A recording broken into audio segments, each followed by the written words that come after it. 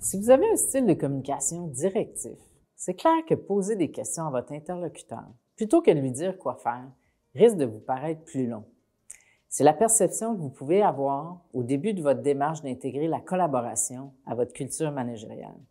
Si à l'opposé, vous êtes d'un type conciliateur, il se pourrait que vous manquiez de concision.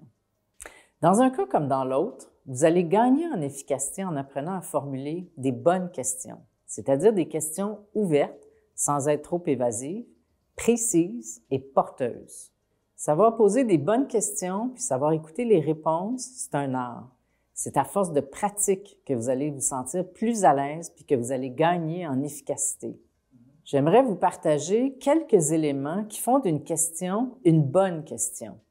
Tout d'abord, les bonnes questions sont des questions ouvertes, c'est-à-dire qu'elles ne peuvent pas être répondues par un oui ou par un non, qui sont des questions fermées. Les questions ouvertes invitent plutôt l'autre à s'exprimer. Comparez « est-ce que ça va bien » avec « comment ça va en ce moment ». Par contre, assurez-vous que vos questions ne soient pas trop ouvertes, sinon la réponse risque de partir dans toutes les directions.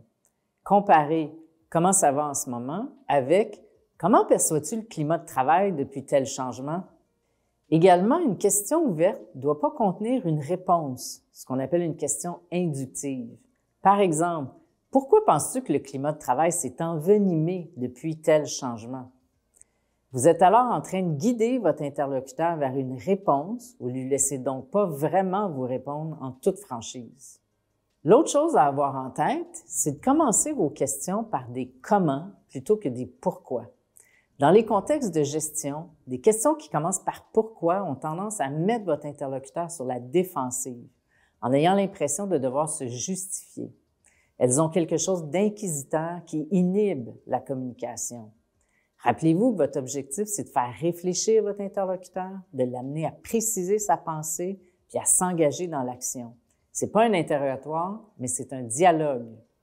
D'autres amorces efficaces pourraient être « dans quelle mesure »,« qu'est-ce que »,« dis-moi plus »,« qu'est-ce qu'il y a d'autre ». En conclusion, maîtriser l'art de la question demande de l'entraînement.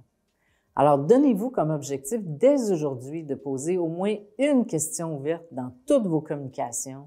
Vous allez voir que l'aisance viendra avec la pratique.